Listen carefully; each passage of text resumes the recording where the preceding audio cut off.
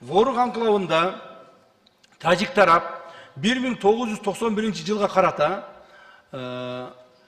жок, мына достук менен бүтүрүп коеюнчу. Мына ким эме турасыз, жанагы Абдурашитович. Султанбай Абдурашитович, сиз турасыз, мына сиздин көзүңүзчө айтып коеюн. Өткөндө сиз бир ушурда сүйлөгөндө айттыңыз, достук Ворукка ворота болуп турат эле деп. Көрсөтмөчү слайд барбы? Достук каякта, ворота каякта, Ворук каякта, бир көрсөтүп коеюн эми, депутаттарга билбегендер бар. Так, мына. Достук каякта, азыр Ворук каякта меселе көрсөтүп коеюн. Достук эч качан эмеге ворота болгон эмес, Ворукка.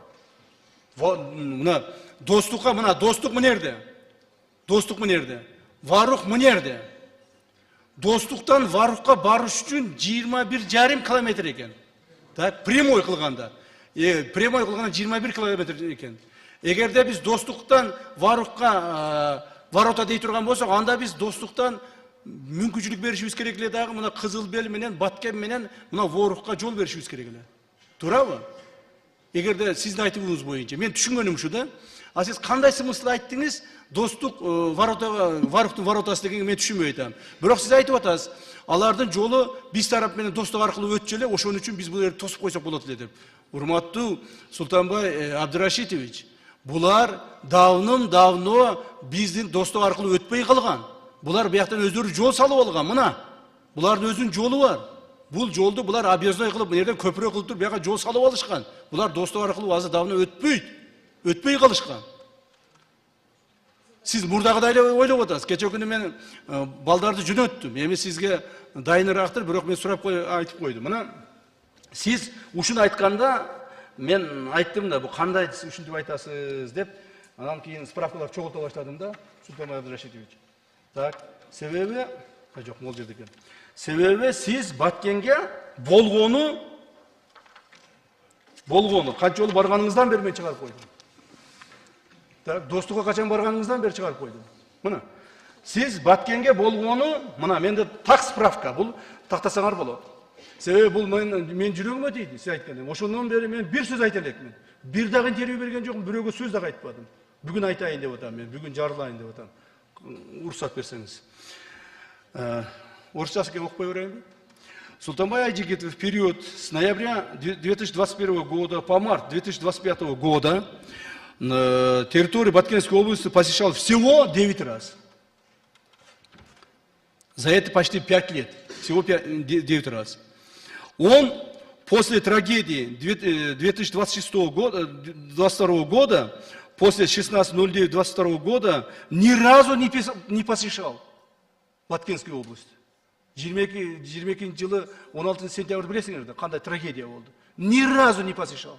Даже Кыргызстандагы канчалаган ар түрдүү биздин аймактарыбыздан, буягы Нарын, буягы Көл, буягы Талас, Чүй айтпай эле коеюн. Бүт жерлерден Бишкегибизди айтпай эле коеюн. Түштүктөгү облустарды айтпай эле коеюн. Бардык эл Баткенге барып ошондон кийин жардамын берип, чуркашып, ошо элди колдоп, моральный жагынан, материальный жагынан, финансылык жагынан солдаттарга жардам беришип, колунан келгенин жардам беришти. Туурабы? Ал күндөрдө эстен чыгарбай кала туугандар. Бул күндөрдө Султанбай Абдурашитович бир да жолу барып койгон эмес Баткенге. Мына, пожалуйста, справка турат. Бардым десе айтсын. Бир дагы адамга жардам берип койгон эмес. Бир дагы солдатты, же бир дагы ошол жердеги жаранды моралдык колдоо кылган эмес. Султанбай Абдурашитович, ушуну эсиңизден чыгарбаңыз. Жөн сүйлөгөн туура эмес болот. Андан кийин сиз барыптырсыз Баткенге.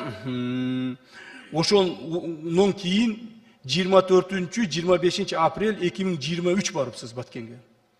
27-28 июль bir күндөн 2023 барыпсыз. И 29-30 март 2024 барыпсыз. Всё. 22-16 сентябрдан кийин бир да жолу барып койбопсуз.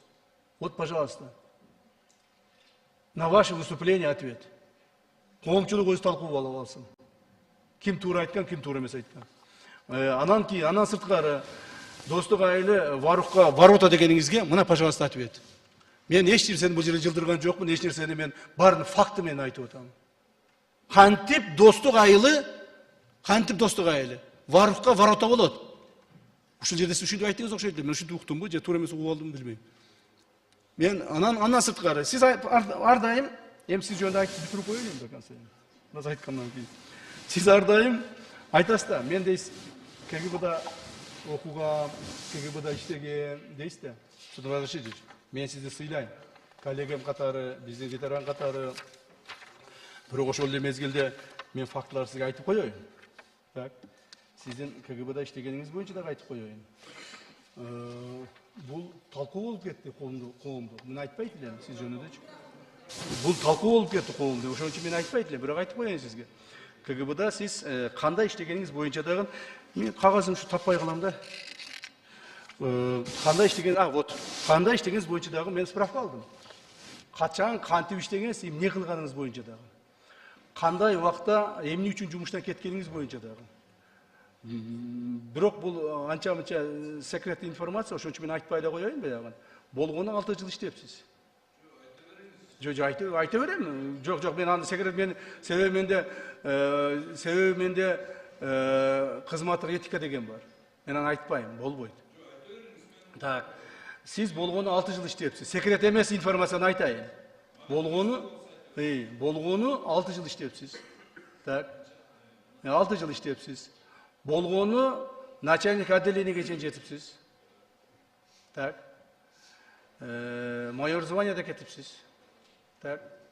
Bir чоң bir начальник управления, начальник bir какой-то bir чоңураак кызматты иштеп, чоң деле мени аткарбапсыз. Так. Бул жерде сиздин личный делоңуздан алдым мен эч кандай бир чоң спецмероприятияга катышып, же болбосо кандайдыр бир заслугаңыз да жок экен. Наоборот, взысканияңыз көп экен. Аларды айтпай эле коеюн. Взысканияңыз көп экен. Анан жанагы бир эле айт эле деп атасыз, бир нерсени айтып коеюн, өлүп кетсин эми, не болсо ошо болсун. Сингапурга кетип калганыңызды да билебиз. Эч кимден сурабастан. Мына бул жерде жазылып турат, ошол сиз Сингапурга кетип калып, анан кийин эме болгонуңузду да билебиз.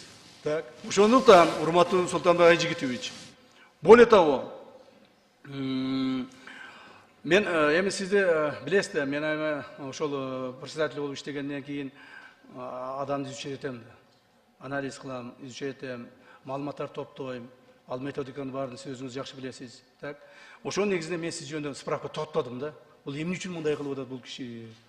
Эмне үчүн биз ушинтип, ушунчалык чоң эмгек менен, ушунчалык кыйналыштар менен эки элдин ортосуна достукту алып келип, чабышып, тытышып, атышып, согушуп жүрүп, анан дагы бири-бирибизди көрбөгөнгө чейин жетип туруп, анан кайра өзүбүздү заставить этип внутренний, кайрадан стол переговорга отуруп, анан ушул маселени достукка чейин жеткизип четсек, ушундай чоң эмгек менен. Эмне үчүн анан кийин бул Султанбек Абдрашитович 3 күн алдын силер туура кылдыңар деп туруп, кайрадан анан мынтип чыгып атат деп мен анализ кылдым да, ойлонуп атам дейм. Неге мындай болду экен депчи. Ким бул Султанбек Абдрашитовичти орто жолдо бузуп атат жөнө эле депчи. Ана ошол жерде карасам, көрсө сиздин бул сизди бирөө деле бузбаса керек, сизден оказывается бул психологический портретиңиз ошондой экен да.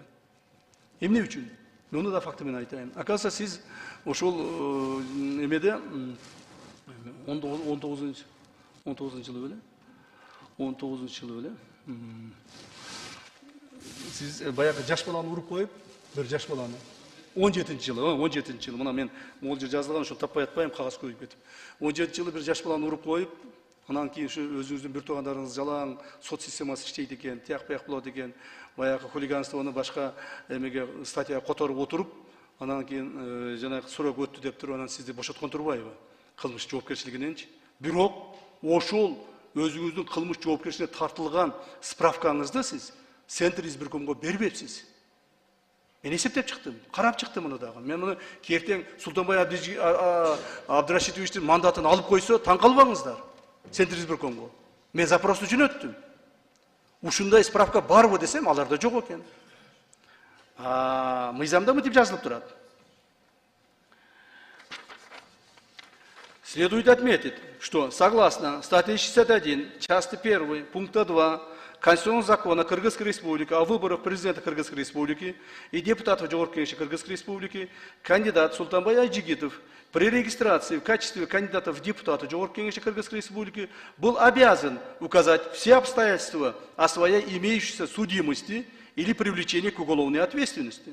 Однако Султанбай Айджигитов целенаправленно скрыл в анкетных данных вышеуказанные факты при подаче заявления в ЦИК Кыргызской Республики на регистрацию в качестве кандидата в депутаты Жогорку Кеңеш Кыргызской Республики в октябре 2021 года. При этом, согласно статье 46 Конституционного закона, регистрация избранного кандидата отменяется в случае подтверждения фактов сокрытия кандидатом сведений о его привлечении к уголовной ответственности и признания судами виновным в совершении преступления. Урматтуу депутаттар, мен муну ардынан айтып койдум, мен уже запросты жөнөттүм. Сөндүрбөкөм өткөндө маган айтырып бериптир, биз бүгүн карап атабыз. Мен айтып карабагыла дедим. Эгер силер мен ратификацияга чейин барып карап туруп, Айжигитовдун мандатын алып койсоңор, анда элдин баары айтат. Булар ушу ратификациядан коркуп кетип алдырып койду окшойт депчи. Мына мыйзамды бузгандыгы боюнча фактыны мен Сөндүрбөкөмгө бердим. Азыр Кудай буйрса ратификацияны өткүзсөк, президенттерибиз колду койсо, обмен нотами болсо, мыйзам күчүнө кирсе, анан кийин мен повторный запрос жөнөтөм Сөндүрбөкөмгө. Султанбай Абдрашидович, сиздин ошол бекитип койгон, могул кылган кылмышыңызды бекитип койгон анкетный данныйларыңызды жазбай койгондугуңуз үчүн бул мыйзамдын талабы. Муну да коомчулук билип алыш керек. Эртең ойлоп жүрүшпөсүн, буну ташый преследовать этип. Мен эч ким преследовать эткен жокмун. Мыйзамды раз мыйзам боюнча иштейбиз дейсизби? Давайте по закону будем работать. Все, в соответствии с нашим законодательством вы сокрыли свои преступления. В соответствии с этим ваша регистрация отменяется. Ну, законно так написано. Я не знаю, Сөндүрбөкөм какое решение примут. Но законно так написано. Так, я по вас закончил, извините. Себеби дегенде, мен сиз үчүн айтканым себеби, Султанбай Абдрашидович, мен сизди адам катары сыйлайм. Бирок саясатчы катары ушундай ситуациядан, урматтуу президентибиз Санар Кожоевич айткандай, ушундай ситуацияда сиз элди колдоп, мамлекетти колдоп, салып аткан туура иштерди колдогон ордуна кайрадан раздор кылып, коомчулуктун ортосунда ушундай чоң билбеген адамдарга жаракат кетиртип, моундай жалган маалыматтар таратып, айтканыңыз сизди депутат катары эч качан урмат сыйга алып келбейт. Анан мен Достук айылынан сураттырдым. Муну дагы айтып коеюн. Достук айылынан Султанбай Абдрашидовди Достук айылында көргөн бирөө барбы? Кайсы маалда? Десек, бардык айтышты, эч качан биз аны көргөн эмеспиз деди. Губернатор болгондо дагы, болгондон кийин дагы, депутат болгондо да көргөн эмеспиз дешти. Оказывается, сиз Достук айылын билбей турбайсыз, ошон үчүн айтып атып турбайсыз. Достук айылы тигили Варуктун воротасында депчи. Может быть, у вас другие мысли, я не знаю. Может быть, как-то bizde комитет иштери ар түрдүү башкача ойлонот. Булар, может быть, каяка кетти? Достук айылын, может быть, бул ойлоп атабы. Достук айылы ушу самый крайний айыл, ушул жерден тигил эмен Варуктун жолу башталат деп ойлоп атат окшойт чамасы. Андай эмес да. Достук айылдан кийин Чорку бар, биздин Көктерек бар, Мазайыттын жери бар, бул Таштумшук бар, Ходжалоо бар, Аксай бар. Анан кийин Варук болот да. То есть буквально bir 10-15 чакты населенный пункт бар да. Наверное, сиз ошентип баягы туура эмес представление оюңузду башкача буруп алдыңыз окшойт деген ойдомун. Мейли, ал эми өттү, калып кетти. Бирок сизге сөз берем. Бирок ушундай иштер болуп аткан маалда кимдер болсо дагы сиз эле эмес. Мына мен коомчулукка кайрылып коеюн. Ушул Достук айылын Баткенди барбаган, көрбөгөн, билбеген адамдар отуруп алып жазып атышат. Ой, жерди сатып бирди, элди сатып бирди, же болсо башка кылып бирди. Андай эмес туугандар. Эч качан биз элди, жерди сатабыз деп келген эмеспиз. 1 метр жерди бергенден көрө ошол жерде мен өзүмдүн башымды бергеним жакшы. Мындай ситуациялар болгон. Мына Кагылыш маалында ушундай ситуациялар болду. Мен ошол жердеги балдардын, мен ошол жерде жоокерлеримдин kanın gördüm, ошолордун жанын көрдүм, ошолордун ата-энелеринин көз жашын көрдүм. Ушунун бардыгын өзүм аркылуу өткүздүм. Анан кантип мен ушу жеримди берип берейин? Кантип мен ушу ишепте бүтүп кетсин деп туруп аракет кылайын? Жок, мен ишти бүтүрөм, бирок биздин кыргыз мамлекетинин пайдасына, кыргыз мамлекеттин келечегине бүтүрөм деп аракет кылгам, жана ошого биз жетиштик деген ойдомун. Рахмат. Дагы сүйлөм дедиңизби, айтып коюңуз. Абдрашидке сөз беріп қойғыла. Султанбай Абдрашид, микрофон беріңіздер. Да. Рахмат жон.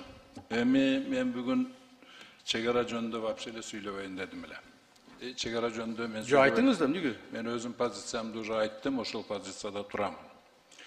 Башка сөйлештің керегі жоқ та, қажеті жоқ. Эми сіз мага личный мени фамилиямды атып, күнөөлөрдү коюп атканыңыз үчүн мен ошол жөнүндө сөз кылайын.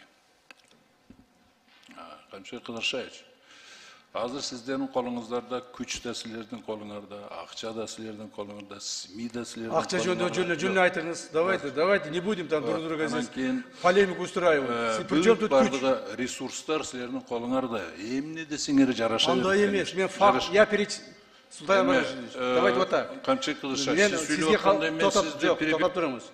Я буду перебивать вас. Вы начинаете обратно политику здесь играть. Политику не надо играть. Знаете что? Знаете что? Я перечисляю здесь факты. Я вас не обвиняю. Вас будет обвинять органы, которые соответствующие. Да. Я по факту вам, факты перечисляю вам. Улан төріңіз, Камшыр Кыдыршаевич. Так. Менин вактымда ограничить этпегиле. Айтыңыз. Нормальный бардын сүйлөп алайын. Хорошо, азыр эми анандай мындай деп 10 минут, 5 минут деп ограничить этпегиле. Значит, по фактам. Биринчиси, жанагы 17-жылы бир баланы сабап койдуңуз деп. Ал биринчиден да, эгер ошол чындык болсо, ошол видеокамералар бар ошол жерде. Кана видеосведениялар. Анан кийин аны мен көөртүп, буунтуп, жөн эле тепкилеп салгандай кылып айтып атасыңар.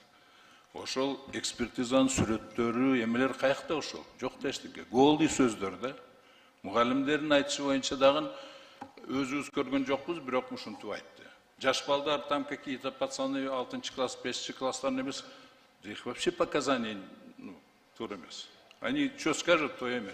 Анан кийин анын бардыгы болгон нерсе бул уюштурулган провокация. Мен ошондо деле айтканмын. Ал жерде менин аялым чыгып, ошол жанагы материнский, родительский фонддор түзүп аткан бул мыйзамдуу эмес. Бул барышы болбойт деген үчүн менин баламды ошол жерде куугунтукка алгандар. Менин баламды ошол жерде мугалимдер сабактарда отуруп, мана силердин атаңардан мына ушул бекер айжигиттин баласы окуп атат. Анан кийин изгой кылып бүт бардыгын. Анан кийин жанагы 3 постоянный рекет кылып, ошол 3-4 бала ол менин баламды эме кылып рекет күн вымогательствомен заниматься этип жүргөн. Ошонун артынан менин балам 1 жыл лечение алды. Буга ким жооп берет? Вот ошондуктан анан дагы бир нерсеси. Ал жерде мен ал нерсени ошол замат эле жаап койсом болот эле. Жөн эле келип хорошо, давайте деп эле койсом. Жок, мен принципиально барып мен айттым. Ал жерде как раз я хотел доказать, что ал жерде жанагы акчанын тарабында мен эсептеп көрдүм. Оказывается, 5 миллиард сом ошол родительский фондтун арасында Кыргызстан боюнча 5 миллиард сомду ошонун тарабында мафиозный группалар түзүлгөн деп. Именно ошол Сокулук районунда ошол мафиозный группалар, мугалимдер, ошол жерде милицияда отурган детский милиционерлер, андан тышкары следовательдер, РОВД, сот, прокуратура бардыгы мен ошону до конца бардымдан ошону доказывать эттим. Мен бул жөнүндө президентке да жазганмын, генеральный прокуратурага жазганмын, жакшы мен ал документтердин баардыгын сактап койгонмун.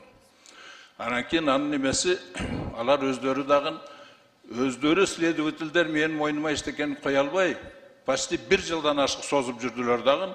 Анан кийин дагы не деп коеттар, качып кетти, розыска деп продлевать этип коеттар. Себеби доказательствосы жок, эчтекеси жок. Прямой ошондо мен түшүндүм, что адвокаттар дагы булар жөн эле азыркы күндө биздин адвокаттар нотариус болуп калыптыр. Следовательдердин ошолордун бардыгы дознаниядан келген, следствиеден келген нерсени эле узаконить этип берет экен алар. Ошондой болуп калып, сот деле ошондой болуп калыптыр. Мен ошондо до конца бардым для того, чтобы понять всю мафию, всю цепочку. Ошондо соттун немесиге чейин баргам. Бирок тиги жерден в связи с тем, что, значит, актуальности жоголду деп туруп, анан кийин срок өтүп кетти деп жапкан. То есть у меня нет никакой судимости. Она закрытая. И никакой жанагы өзүңүз жакшы билген регистрацияда жок андай нерсе. Жок, ошондуктан жанагы ЦИКке барганда алар текшерткен. Эмеге запрос кылат. Ушундай уголовный делога сотко привлекация етілгенбіз, сотталғанбыз дегенде, ал жерде возможно эме кылган, да, ушундай уголовный дело ачылып эме болгон, бирок анысы жабылган деп. Понимаете? Из-за срока давности деп туруп жагып койгондар. Анан кийин бул жерде, извините, мен айтпайын десем айттырасыңар да. Мисалы өзүңүз эле уголовный дело ачылып, по особо государственным преступлениям ачылган сизге. Президенттин үстүнөн ачылган. Ну бирок силер ал жерден чыгып туруп эмени жаптыңар го. Судимости снимать этмейт. Мен деле ошол судимость снимать этилген, ошол эле замат. Эмне үчүн президент болуп отурасың, бардын иштеп отурасыңар. Бул жерде давайте, мындай болуп атат да.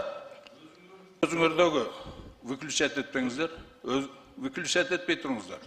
Мен сүйлөсө эле выключать ете берсин. Өзүңүздөрдүн көзүңүздөрдү тарашаны көрбөй, менин көзүмдө кыпкын издейсиздер да. Рахмат. Ошондуктан, жок токтоп туруңуздар. Жоқ, азыр күн тәртібі бойынша кетелі, біз башқа нұққа кетеді. Рахмат, анда, Султанбек Абдрашитович, мындайда, мен сізден өзіңіз признавать еттіңіз, да, действительно было возможно такое уголовное дело, действительно такие случаи, такие происшествия случилось, а что там суд принимал решение, это давнишнее дело, и это не мое дело, так? Я просто факты перечислил о том, что там это так случилось, это раз. Во-вторых, о том, что по нашей судимости мы никого, как говорится, жанагыдай муунтуп жаш балдарды урган эмеспиз. Биз саясий жагынан соттолгонбуз, туура. Бирок ошол эле мезгилде сиз айттыңыз, сиздикин суд прекратил по сроку давности. А нас не прекращал. Нас оправдал суд. Вот разница есть. Жоқ, күн тәртібі бойынша Рахмат. кетелі. Это не повестка дня, но пусть это разбирается правоохранительные органы, другие органы. Күн тәртібі бойынша кетелі. Дальше, кечирес. Хорошо, кечирес, болтур. Дайте мне возможность выступить через... Султан Абдрашитович. Дайте, пожалуйста, мне выступить. Күн берели, күн тәртібі бойынша кетелі. Жоқ, бердік қой сөзді. Так, Баткен областының мұны қайсын оқуынан есіне чек болды, Тоқтап тұр, азы мен табам, мұна. Так, Тажикстанның Кызылбел.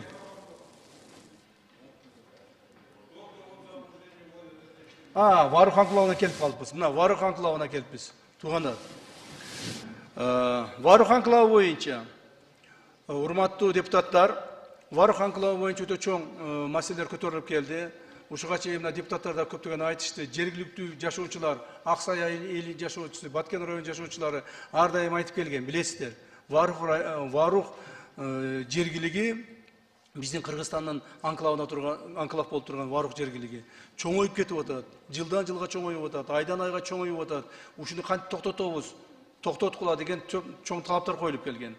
Варух анклавында тажиктар 1991 жылга карата анклавды кошкондо 19 000 жер аянтын 19 000 га жер аянтын пайдаланып келишкен. Көптөгөн катаал сүйлөшүүлөрдүн негизинде анклав кошулуп 14,5 000 га жер калтырылды. Урматтуу угандар, булар баягы нарых Варух анклавы 19 000 чейин чоңоюп кеткен, монтипчи. Эм чоңойгондо ал жерде населенный пункт жок, жайыттарды элеп алышкан, жанагы мал багып чыгышкан, дагы ошол жерге сарай сала коюшкан, дагы мал багып чыгып туруп чатыр кое коюшкан, анан тандыр кое коюшкан, керек болсо бизге тандырларын көрсөттү, туурабы? Мына комиссия мүчөлөрү бар. Мына айтат, "Мына тандырды көрдүңүзбү?" дейт. "Бу тандыр дейт, качандан бери турат, бул жер биздики" дейт. Анан мен айттым, тандырды дедим, 2 жыл, 3 жылда кулап калат. 5 жылда кулап калат. Алар айтат, бу тандыр дейт, 100 жылдан бери турат дейт. Мен айттым, андай не может быть. Анда 100 жылдан бери тура турган тандыр болсо исторический эме болуп кетпейби? Деп ушунчага чейин талаштык да. Талашып, тартышып жүрүп, акыры 19 000 гектар жерди ээлеп турган анклав Варухту биз 14,5 000ге түшүрдүк. То есть мурдагы ошол өзүнүн чек-арасына кайтарып келтирдик. Так, чек-арасына кайтарып келтирдик. Андан сырткары Варух анклавынын айланасына тажик тараптын суранычы боюнча 1000 гектар жер аянты берилип, анын ордуна Чоңала районунун Караганды сай участкасынан 670, Унжу булак участкасында 330, жалпысынан тажик тараптан 1000 гектар жай жер алынды. Тажик тарап 2021 жылы вагон койгон, эсиңиздерде болсо керек. Вагон койгон жерден 330 га жер бизге өтүп, Караганды сайга өтчү көпүрө биз тарапта калды. Эми муну мен түшүндүрүп берейин. Урматтуу туугандар, Варукты 14,5 миңге түшүргөндөн кийин булардын уже жайыты калбай калды. Булардын жайыты калбай калды. Көрсөтөсүңөр, мен айтайынчы. Мына Варукты мына. Булар мына жерлерге чейин ээлеп алган, бардыгын. Мына Варук, көрдүңөр, мына жерлерди бүт ээлеп алган. Biz muna yerlerde eğilip çıkıp öyle, muna yakta çıkıp eğilip oturup eğilip gele verişken muna yakta olsa vapşe muna tol olacak cahitlerdi bütün eğilip alışkan. Onu deyip muna yerlerde eğilip alışkan. Uşul yerler muna 19,5 ming bolup ketken. Uşunu biz kayra kirgizgende 14,5 ming boldu. 14,5 ming bolgondan keyin bular aytıp atat, хорошо 14,5 mingge makul, sizler şunday kılıpsınlar deydi. Birok bizge deydi, jer bergile deydi, malımız kayakı bakabız deydi. Biz burada yerlerde alıp koyduk da. Biz ayttık, anda хорошо. Ular 5.000 hektar yer suradı. 5.000 hektar vergiler Varuktun tegereğine. Biz ayttık, yok 5.000 versek anda Varuk murdağıdan da çoğuyup gidiyor. Anday bolboydu. Biz 1000 hektar yer bereyli sizlerge. 1000 hektar yer bereyli Varuktun tegereğine. Birok 1000 hektar yerdi bizge başka jaktan beresinger. Desek bular ar türlü yerleri koşturuyor. Biz ayttık, yok. Bizge uşunday gana yer beresinger. Uşunday jayit yer beresinger. Dep biz kerektүү yerleri tandap aldık. 1000 hektar yerdi koşturduğu için kayırdan berdik biz. Mına 1000 hektar yerdi Taciklerge berdik bunu onu. Buna o anklavdı içinden buna. Uşunu biz bularga berdik 1000 hektardı. Buna 1000 hektarda berdik. Em uşun 1000 hektardan orduna biz ömeden buna Çoğalay'dan buna Kızılsu suusu bu yerden buna 1000 hektar yerde aldık. Buna 677 hektar Karagandı sayı böyle kaysildi. Karagandı say. Jaylosu adam mına uncu bulağa, mına uncu bulak. Uncu bulak. Mına bilesiңер, uncu bulaktı. Siz ajeke jakşı bilesiz. Ha? Özünüz jakşı bilesiz. Mına uncu bulak. Uşul yerde aldık. Bu yerlerde bizden Kırgızlar murdalar paydalanıp жүргөн бирок. Bular emek kılganda kiyinki mallarda bizge paydalanıpay koygon. Mına Karamık aylan çıkıp kelet. Mına ol yerde aldık. Janakı eskierde 2022 жылы men 22 yıl vertolyotla uçup barıp, 2 vertolyotla uçup barıp. Vertolyotlarımız eski olup, ikinci vertolyotumuz uçup ketip atıp, avariya olup, mına oşo vertolyotun içinde türü kalgan kim vardı? Turup kalgılaç, kim vardı vertolyotun içinde? Siz, mına. Uşul ökö vertolyotun içinde vertolyot talkalanıp, bıt çıtı kalbay 100% kuyup ketken. Birok anın içinde bizdin açık aytış керек солдаттарыбыз бар эле, менин спецназым бар эле, жана башкалар бар эле. Мен биринчи вертолетто кеткен, булар экинчи вертолетто кеткен да. Ошондо баары шу чабышып жүрүп баягы вагонду алдырганбыз. Кимдер эсинде болсо керек, эсинде түйүп алса билесиңер. Вагондорду алдырып, анан ошол жерден кайтканбыз. 2 күн ошол жерде чабышып жатып жүрүп. Ошол жерлер эми бизге толук менен өттү. Кыргыздын жери болуп калды. Эми Карамак айылына эч кандай коркунуч жок. Наоборот, Карамак айылынын жери 1000 гектарга кеңейилип, ошол жерде мал багышат, жайлоого чыгышат. Ана ол жерде бир көпүрө проблема болчу. Көпүрөнү көрсөтүп койчу.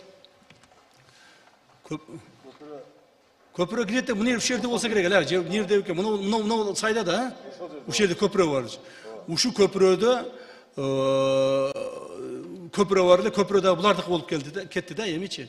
Anan ki bizge köprü salı bergile yemi bu köprünü bular alıp koydu dep bizge mına Karamıktın şu ayıldarda bizge pretenziya kıldı da biz уже МЧС менен барып köprünü sala turgan bolup ал жер сай өтө узун билесиздер. Узун сайга чоң көпүрө салыш керек болуп, өтө чоң каражат кетет деп эсептеп чыгып, бир 200-500 миллион сомдук акчаны эсептеп чыгыптыр.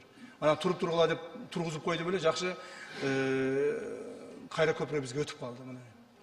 Көпүрө дагы бизге өттү, элдерге жакшы шарттар түзүлдү. Мына ошентип Варукту туугандар 1000 гектар Варуктан буларга жайлоо бердик. 1000 гектар жайлоону биз Чоңалайдан алдык. Karamık ayılının canından. Oşunda öyle Varuh anklавının çegarası anklaftın sırtından Kırgız taraf dolboğurluğun aylanı ötücü avto jolgu 100-150 metre jetpey ıldıydan ötöt. Kösöt şunu. Muna o jol bizdin jol. Muna salınga ne yapaştı? Мына салынды, мына Аксайдан чыгып туруп келет мына. Мына салынды, Варукты тегеретип жол салып атабыз мына. Жол салынды, Варуктан неме болуп кетпесин деп. Ана мынерге чейин салынды. Ана мындан биягы проектирование болуп атат мына. Biz жолду атайлап проектировка кылдык, мондай кылып туруп чек-аранын чекесинен кылайлы. Кийин жолдон бияка өтүп кетпесин деп туруп ушундай жасадык. А могул жерде болсо андай невозможно экен, рельеф туура эмес экен. Ана мондай кылып туруп салып, то есть Варукты айландырып өтүп койдук. Мына ушуну менен Кудай кааласа мына жолду да салып алган болсок, муну эми сала беребиз. Себеби деген ушуга чейин биз мунунан бияка жылганга болбой могул жерде билесиңер. Атыш болуп, ызычуу болуп, бая биздин Ысык-Көлдөн келген бир жаш лейтенант балабыз мына ушул мына заставада өткөн. Ушул Тамдыктын заставасында. Ушул жерде ошо баланын окуясын көңүл эстен чыгарсаңар айтып коеюн. Батырларыбыз эстен чыгарбай ушундай маалда айта жүрөйлү туугандар. Себеби ошол бала ошол жерге заставага барганына канча күн деди? 15 күн дедиби, 15 күнбү, 1 ай болгон экен. Ошол жергечи заставанын башчысы болуп барат ошо балачы. Көлдүк жигит болчу. Анан ошол жерге барганда баягы согуш башталып кетип, тияктан атакан жасаганда балдардын бардыгын тоого качырып чыгарып берет дагы, өзү калып кетет. Жалгыз өзү калып кетет. Бизде ошондой патриотический эме бар да, мына Максатта дагы көрдүңөр, бир бала командир өзү калып кеткен. Бул жерде дагы командир өзү калып кетет.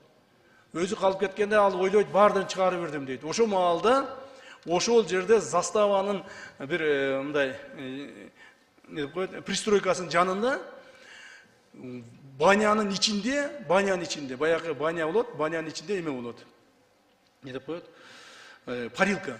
Парилканын ичинде бир жалгыз бир солдат, жаңы барган солдат коркуп ошо жерге кирип ошо калып кетет. Анан баягы бала өзүм жалгыз калдым деп бардын чыгарып берип, өзү баякылар менен жакындатпай, заставага жакындатпай, өзү атышып, өзү чабышып, өзү атыша берет. Ошондо берки бала бардыгын көрүп турат ичинен. Ичинен көрүп турат, анын ичин көрбөйт. Анан баягы баланы кирип тигилер жарадар кылып гранат ыргытышып. Анан сүйрөпчү ошол жерден анан кийин мээсине такап туруп айт. Жеңилдим, багындым деп айтасың дейт. Дегенде ошол жерде бала айтат, жок мен багынбайм дейт. Мен жеңилбейм, багынбайм дейт. Ошол жерде баягы лейтенанттын башына атып ошол жерде өлтүрүшөт. Ошонун бардыгын баняда бекинип отурган солдат көрүп отурат. Биздин солдат. Мына балдар ушинтип жүрүп, ушинтип коргошту биздин жигиттер ушу жерлерде. Ушу Тамдыкты ушинтип коргошту Варуктун чекесин. Так. Анан кийин 2 күндөн кийин согуш бүткөндөн кийин анан бала баякылар кеткенден кийин анан баякы бала анан банядан чыгып алып качып кетет. Мына көрдүңөрбү? Ушундай балдарыбыздын элеси үчүн, ушундай элим жерим үчүн мен багынбайм, атып атса дагы мен багынбайм деп өлүп кеткен балдарыбыз үчүн биз туура чечишке милдеттүүбүз. Ушуну биз максат кылып койдук. Өтө көп кыйынчылыктар болду. Ушинтип Варукты чечтик туугандар. Ким кандай ойлосо ошондой ойлосун, бирок биз Варукты туура чечтик. Жана элдин кызыкчылыгына чечтик деп эсептейбиз. 19 миңден 14,5 түшүрдүк.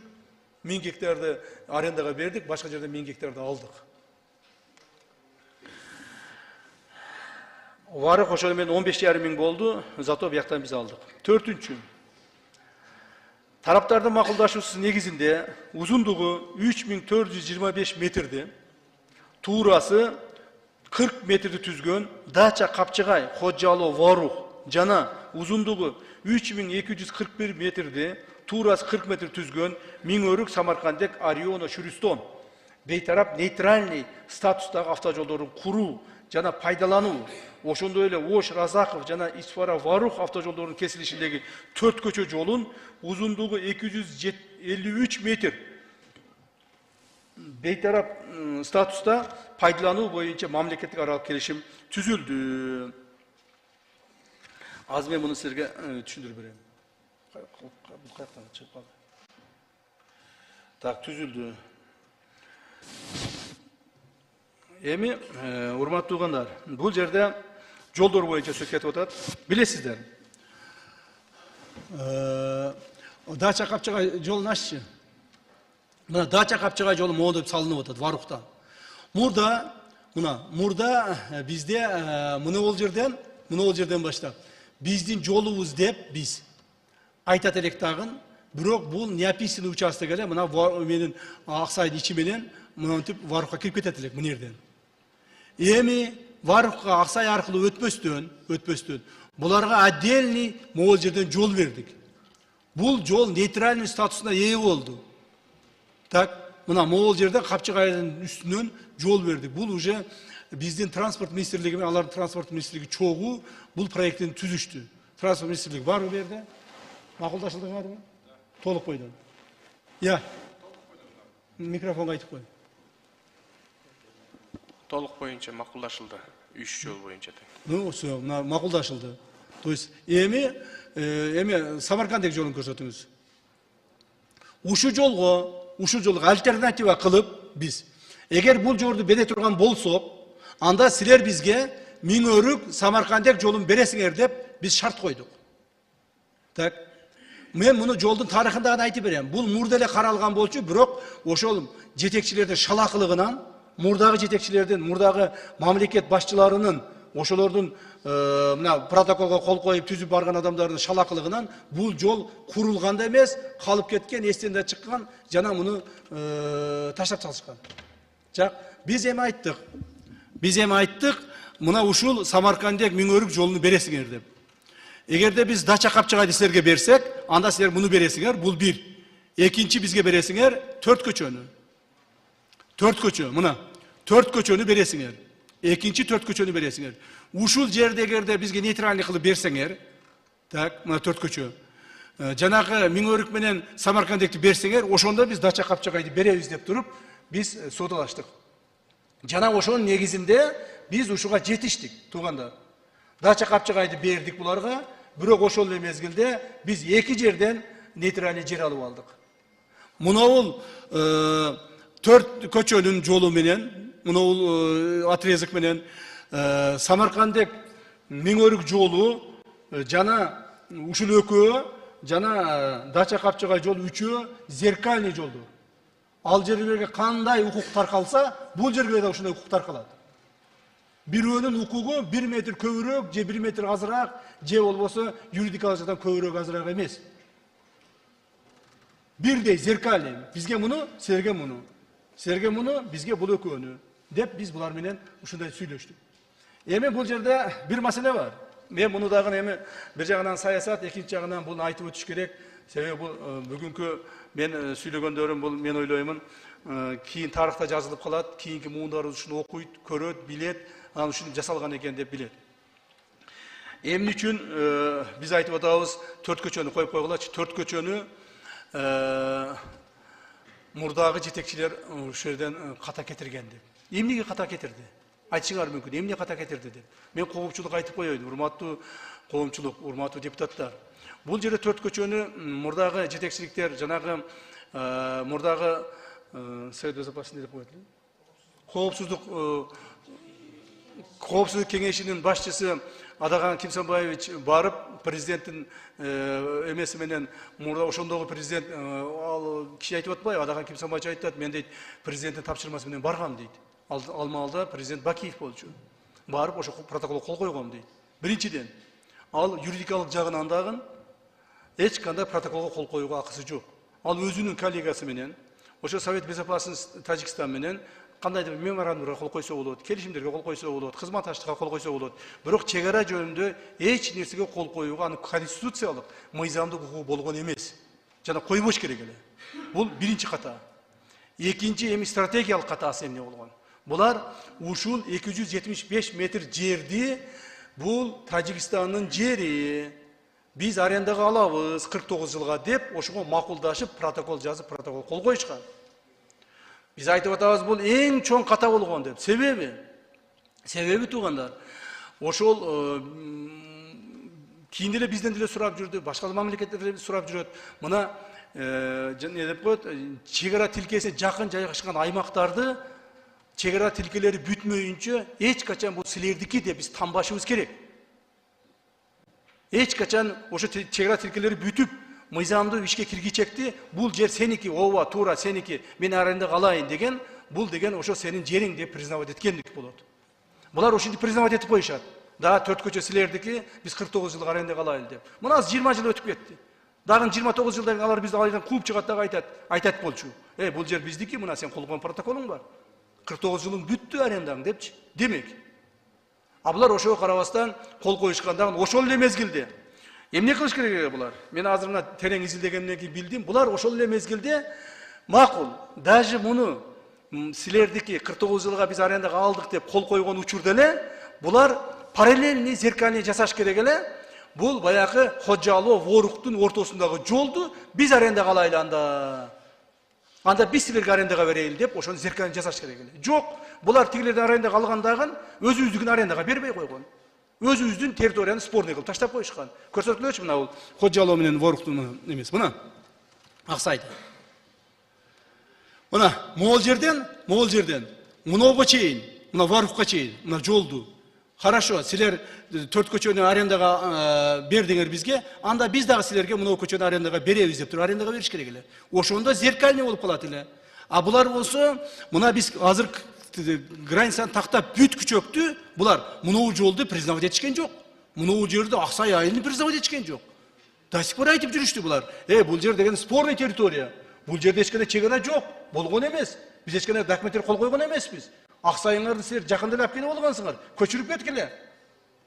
Бул жер спорный территория. Бул жерди керек болсо ортосуна бөлөбүз, керек болсо бул жер биздики деп ушундай кылып атышты. Ушундай спорго жолду булар өздөрү берип койду, мурдагы жетекчилерчи. Көрдүңөрбү? Мына ошол маалда убактылуу чечүүнүн көздөп отурушуп, келечекке мына бизге 20 жылдан кийинки бизге оор турмуштап келип коюшту. Ошонун негизинде канчалаган балдарыбыз өлдү. Канчалаган конфликттер болду. Мына мен азыр жазып берди, канча ошонун негизинде ошол мурдагы жетекчилердин кол койгон протоколунун туура эмес протоколунун кол койгон негизинде стратегиялык катааны кетирген негизинде бизде 55 аскер кызматкери каза болду. 121 аскер кызматкери жарадар болду. 29 и 34. Так, 63 жаран каза болду. Так, 253 жаран жөнөкөй жай жаран жаракат алды. Көрдүңөрбү? Ошонун негизинде, ошо туура эмес жүргүзгөн саясаттын, туура эмес колгон протоколдун негизинде мына ушунчалык адамдарыбыз, 1000ге жакын адамдарыбыз страдать этти. Алар айтып атат, өткөн Адаган Кимсанбаевич айтып атат, бул протокол жөн эле протокол да, муну менен жөн эле туалетке барып койсоңор болот, баяк кылып койсоңор болот деп. Туалетке бардырбайт экен да аны менен. Сенин колуң турат да жерде. Секретарь Совета Безопасности деп туруп, колуң турат да жерде сенин. Кантип туалетке бардыртат? Ошону ар бир жолугушууда мен бетиме такай берип, монтип, мен ушу менен чабышып келдим да. Ошон үчүн 275 метр жерди мен нейтральный кыла албай, ошон үчүн мен булар менен чабышып тытышып келдим да. Мына конца концов, бирок биз аны признавать эткен жокпуз. Мен ошондо дагы айттым, мына биздин комиссия мүчөлөрү отурат, биз ал протоколду признавать этпейбиз. Ал протоколду туура эмес адам не соответствующий своим служебным обязанностям человек подписал. Так? Он этого не должен был делать. Анда алар айтып атышты, андай болсо, силер ушуну мамлекет аралык протоколго кол кое берсеңер, көрүнгөн адам келип, силер алар жооп атпайсыңарбы деди. Мына ошондуктан биз, урматтуу туугандар, требовать этип отурушту. Ошондуктан биз ушунун баардык делону изучать этип отуруп, ушулардын баарын анализдеп отуруп, анан кийин Мадумаровго чыккынчылык беренеси менен иш козгогонбуз. Чыккынчылык беренеси менен иш козгогонбуз. Бул чыккынчылык беренеси эч качан эскирбейт. Керек болсо азыр дагы алып келип камап койсо болот.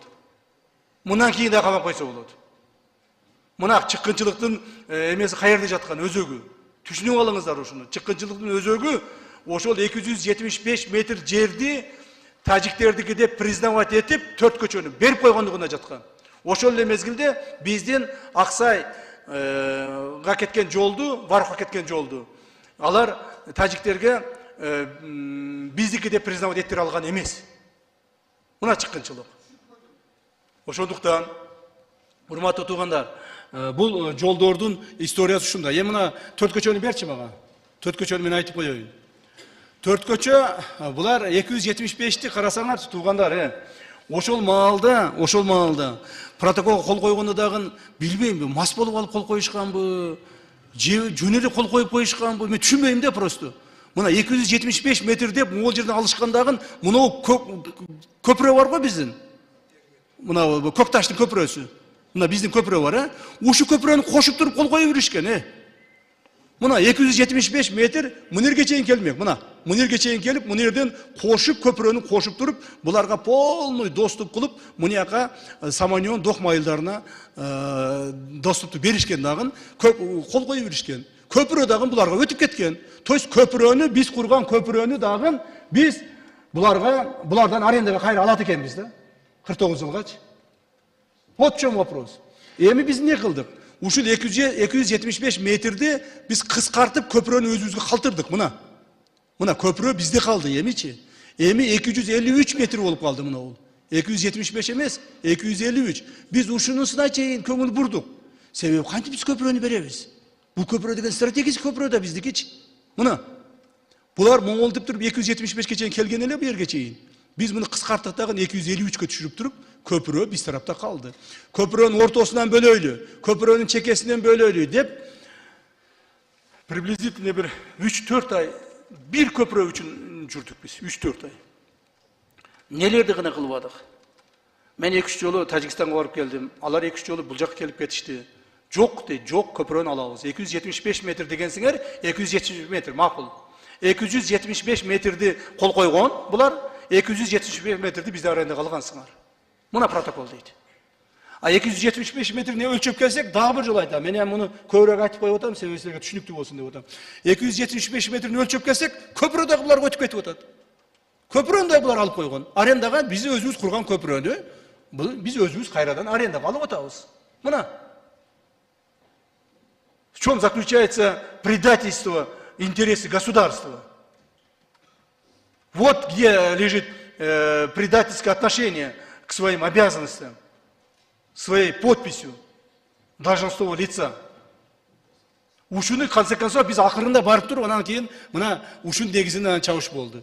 Дагы бир жолу айтайын, эми көпүрө бизде калды, 253 метр болуп калды, 275 эмес. Эсиңерди тутуп алгыла. Мындан ары 253 деп айткыла. Болду. 253 метр болду дагы көпүрө биз тарапта калды туугандар. Ушу менен бул жер дагы нейтральный болуп калды. Бул жерде эми булардыкы да эмес, биздики да эмес, ортодогу жер, бул жер. Бул жер эми мурда булардыкы да признавать этип бергенбиз да. Эми признавать этпестен кайрадан нейтральныйга алып келдик. Бул биздин ушул чегараны делимитациялоо жумушундагы жүргүзгөн эң негизги жеңиштерибиздин бири ушу болду. Эң негизги себеби эгерде мурда бул жерден Камиля Абдыразаковна, Миргүл Өмүрзаковна, Чыңгыз, дагы ким бар депутаттар Баткенден. Ушулар жакшы билесиздер. Мурда Лейлек действительно анклавда калып кеткен. Төрткөчү алардыкы болгонбу? Алардыкы болгон. Самарканддагы Миңөрүк жолу болгон эмеспи? Болгон эмес. Анан сырткары, мына дачаны көрсөткөчү Аксайдагы. Аксайды мына. Мына андан сырткары Рават жолу. Эмени көрсөтчү жанагы. Аксайды көрсөт, Аксай Варукту көрсөт. Жана көрсөттүң эле го? Мына. Андан сырткары туугандар. Мына. Мынерден келген дагы булар. Мына биз бирге келген жок. Бир келип токтоп калганбыз. Мына өтө албай калганбыз. Себеби могул жерде көпүрөнү жардыргандагы могул жерлерде алар признавать эткен эмес. Любой бир ызычуу болсо ушул жерди басып алып ушул жерде ызычуу боло берчү элек. Булар мына жолду дагы Аксай айылын дагы признавать эткен эмес. А биздеги мындай болуп калганда, ошондо мындай болуп, булар признавать эткен жери мынак болуп кеткен. Мына Рават жолу дагы бул анклавда калып кеткен. Мурда. Рават жолу дагы анклавда калып кеткен. Азыр бизде 3 жол бар. Эмеге Лейлек өтүүчү. Азыр айтып атышпайбы? Кече күнү эмеден бир айтат, жанагы интернеттен. Бул чечимди кабыл алгандан кийин Лейлек анклавда калып кетти дейт. Акылыңар барбы? Туугандар. Ошол айткан туугандарга айтып атам, мен депутаттарга айткан жокмун. Так? Кантип калып кетет? Эгерде биз наоборот, мына бир жол төрт көчөнү биз жасадыкпы? Нейтралдык кылып жасадык. Мына көчөнү жасадыкпы? Миңөрү Самаркандыкты жасадык. Мына Раватты жолун биздин жол кылып Kırgızstandын истинный өзүнүн жолу кылып туруп, границаны мына жерден токтоттукпу? Токтоттук. Демек, мына биздин Лейлек району бүгүнкү күндө питается с 3 сторон. Миңөрүк Самарканда питается, 4 көчө питается, и Рават жолу менен өзүбүздүн жол менен питается. Никаких анклавов, наоборот, биз Лейлекти полный анклавдан чыгардык. А мурда болсо эмне болчу? Мурда болсо мына жол жок эле. Мына жол вообще жок эле. Мына жол болсо тажиктердики болчу. Мына жолду болсо алар признавать этпей, бу жерде чабышып турчу элек. Признавать этчү эмес. Туурабы? Мына ушул жерде дачада канча балабыз өлдү? Мына акыркы маалда ушу дачада ушу айтканда жүрөгүм ооруп кетти. Ушул жерде 3 балам өлдү ушул жердечи. Акыркыда ушул жерде 3 балам өлдү ушул жердечи. Дачада атышам деп, ушул жолду карайм деп. Мына ушул жерде, эмени жардырганда, көпүрөнү жардырып туруп, ушул жерде МВДнын 3 баласы өлдү. МВДнын 3-өө өлдү, 4-өө өлдү. Ошол жерде. Ошол жерде азыр мен айтам. МВДдан 5-өө өлүптүр. Ушул жерде, бул жерде, по-моему, 3-өө өлдү окшойт. Ушу МВДдан 3-өө өлдү, менден 3-өө өлдү. Ушул жерде. Мына. Ушинтип, то есть мурда по-настоящему Лейлек анклавда болчу. Бул жол жок эле, вообще жок эле. Бул жол тажиктердики эле, бул жолду признавать этпейт эле. Азыр бүт бардыгын биз анклавдан чыгардык. 3 жактан чыгардык анклавдан. Эми мына жол менен кетсе Лейлектиктер 30 километрге тезирээк жетет. Мына жерде жол салып койгонбуз, уже жолду салып койгонбуз. Президентибиздин тапшырмасы негиде Миңөрүккө чейин жол салганбыз. Эми мына жолду салабыз дагы. Лейлектиктер эми Баткенден келе айтканда мына жол менен жүрөт дагы 30 километрге тезирээк жетет. Мунун бияка чыгып кетсе да болот, Самаркандтан билесиңер, э? Жол бар. Жанагы Мадиген жолу менен бияка чыгып кетсе да болот. Мынага чыгып кетсе да болот. Аны да жасайбыз, кийин жаса беребиз, сону кылып жаса беребиз. Эми жасасак болот, Камил Абдыразаковна. Чеградан кийин жасасак болот. Мына Баткендиктер дагы, Самаркандиктер болсо, Самаркандиктер мынаяктан айланып, монтип айланып, монтип 4 көчө менен монтип айланып, анан монтип туруп, монтип Баткенге келгичекти. Эми азыр мы Самаркандда эмне деле мындай өтө калышат. Мына. То есть бул дагы өтө чоң биздин жетишкендигибиз болду. Муну жетишкендикти эми, конечно, каалаганда бардыгын өзүң алып койгуң келет, баарын өзүң кылып койгуң келет, бирок өтө кыйын болду. Кыйын, кылыш да кыйын, сүйлөшүш да кыйын, талаш тартыш да кыйын. Бирок ушуга көндүрүп аттык, акырын көндүрүп, ар түрдүү ыкмаларды колдонуп, Султанбай Абдырашидович билет кандай ыкмаларды колдонуш керек. Ошону колдонуп жүрүп акыры этип ушу көндүрдүк. Ана жолдун эмеси таржымалы ушундай. Айтыңыздар. Камча Кылчаев, уруксат берсеңиз. Урматтуу депутаттар, танаписи убага келип калыптыр. Ошон үчүн танаписи жок иштеп, сунуш түшүп атат, танаписи жок иштейли деп. Ошол сунушту мен кичине калды. Добушка коем. Ушул маселе бүткүчөктү толук кандуу танаписи жок иштегенге сунуш түштү, ошол сунушту добушка коем. Макул деген депутаттар добуш берип койсоңуздар. Баары макул, каршы жок. Рахмат, Камча Кылчаев, уланта берсеңиз. Мына бул жерде мен жазып коюшту, жазгандарды окуп берейин деп мен, Мына ушул Аксуу Исфара, булар Аксууну, мына бул Аксууну. Булар Исфара деп документтер көрсөтөлү деп, бул үчүн дагы укмуш талаштык. Бир сөз менен көрсөтөлү, Исфара дарыясы деп коелу болду деп айтып, нет. Бул биз Аксуу дарыясы дейбиз. Силер Исфара деп жаза бергилер документтериңерге. Биз Аксуу деп жазабыз документтерибизге. Деп Аксуу деп жаздырдык акырыч. Ал биз жазабыз Аксуу Исфара деп жазабыз скобкага. Булар Исфара Аксуу деп скобкага жаза турган болушту. Аксуу Исфара дарыясына курулган көпүрө биз тарапта калды. 6 ай талашып жүрүп араң макулдаштык. Ушу көпүрөнүн, Көкташтын көпүрөсүн, туугандар. 6 ай талашып жүрүп араңды макулдаштык. Мурда 4 көчөдөгү жолдун узундугу 275 метр болчу. Азыр ал 22 метрге кыскарып, 253 метрди түзүп калды. То есть көпүрө биз тарапта калды. Буга мен ойлойм, биздин Көкташтыктар, бүткүл эле Лейлектиктер, Баткендиктер өтө чоң ыраазы болот деп. Мында Дача Капчыгай автожолун тажик тарап куруп пайдаланат. Ал эми Миңөрүк Самаркандык автожолун кыргыз тарап куруп пайдаланат. Ар ким өзүнүн жолун курсун дедик. Мурда бир келишимибиз бар эле, общий курабыз деп. Көрсөк общий кура албайт экенбиз. Булар өздөрүнүкүн өзү курсун, биз өзүбүздүкүн өзүбүз курайлы. Бардык одинаковый расстояниясы бирдей эле жол. Дача Капчыгай автожолунун астынан Капчыгай айылынын тургундарына жайытка чыгуу үчүн 10 даанадан ашык мал жана техника өтүүчү туннелдер каралган. То есть баягы Капчагайды көрсөтүп койгулачы. Жолду көрсөтчү. Мына. Мынау Капчагайлыктар мынау жака эмеге жайлоого чыгат, малга чыгат, чөпкө чыгат, туурабы? Мынаяка. Ошондо мынау жол курулуп калса, биз кантип чыгабыз деген суроолорду коюшту. Ошо суроолордун негизинде биз могул жерлердин астынан bir proyektlerde көрсөтүлгөн болуш керек, удобный жерлерден 10 чакты туннелдерди жасаттык. Машина өтөт, чөп ташыса болот, мал айдап өтсө болот, просто нарак-барак өтсө болот. Шуну жасаттык. То есть Капчагай элинин дагы эмесин оюну, Аксай элинин оюну дагы бул жерде эсепке алдык. Төрт көчө жолун тараптар талаптарга ылайыкташтырып биргеликте пайдаланат. Ал жолдун 10 метр полотносу, эки жагынан 15 метр коопсуздук тилкеси баары нейтралдык статуска ээ болду. Төрт көчө. Мына туугандар, мына бул 10 метр полоса, полотно дороги деп коет, не деп коет, кыргызча не дейт билбейм. Ушул полотно дороги. Эки жагынан биягынан 15 метр, биягынан 15 метр коопсуздук тилкелери болду.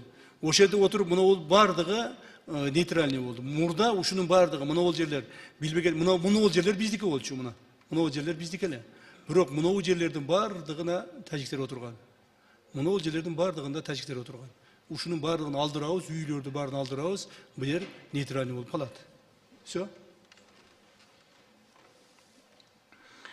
Аталган жолдорду куруу менен Лейлек районуна жана Сүлүктүү шаарына транспорттук каттамдарга шарттар жакшырат. Тактап айтканда, Миңөрүк Самаркандек автожолу ишке берилгенден кийин Баткен-Аразак багыты боюнча каттамдын узундугу 30 километрге кыскарып, жарандарга эл аралык келишимдин негизинде тоскоолдуксуз каттоо мүмкүнчүлүктөрү жаралат. Ошол эле учурда бул багытта төрт көчө жолунда пайдалана беребиз. Убагында муну айттым мен жазып коюштур, окуп коеюн. Убагында Адакам Адымар төрт көчө тажик тарапка таандык деп 49 жылга ижарага алып протоколго кол койгон. Ошол эле учурда Тумбадан Варукка чейинки автожол кыргыздарга таандык деп көрсөтүлгөн эмес. Эгерде ошону зеркальный көрсөтүп койгондо, Тумбадан Варукка чейин Аксаймен өткөн жол бул кыргыздардыкы, төрт көчө тажиктердики деп көрсөтүп койгондо бүттү эле. Укмуш сонун болмок. Ансыз булар бир тарапты көрсөткөн төрт көчө тажиктердики деген дагы, биз тарапты карабай коюшкан. Аны караш үчүн аларды талаш керек, тартыш керек эле, барып алып эле арак ичип алып протокол кол коюп келе бербестен. Так, бизде ушул маалыматтар дагы бар. Так. Андан сырткары Лейлек районунун Кулунду айыл аймагынын Сай участкасындагы Кулунду Максат автожолун кыргыз тарап тоскоолдуксуз пайдаланууга макулдашылды. Бул өкмөттөр аралык макулдашуу негизинде баягы Сайды айтып аттыңыз го, Миргүл Өмүрзакова, сиз айтып аттыңыз, сиз айттыңыз, Чыңгыз. Ошолордун бардыгы ошонун мамлекеттик макулдашуунун негизине кирди, ошолчу. То есть Сайды.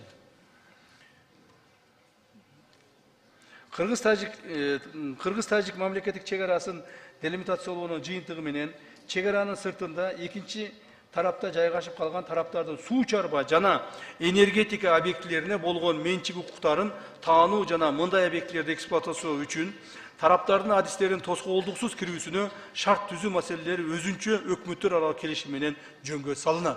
Бул келишимди сиздерге алып келдик, ратификациядан өткүздүк. Кээ бир суу чарба жана энергетика объектилери жайгашкан жерлер такталды. Мисалы, тажик тараптын Кыргызстандагы Архик участкасында көрсөткүлө.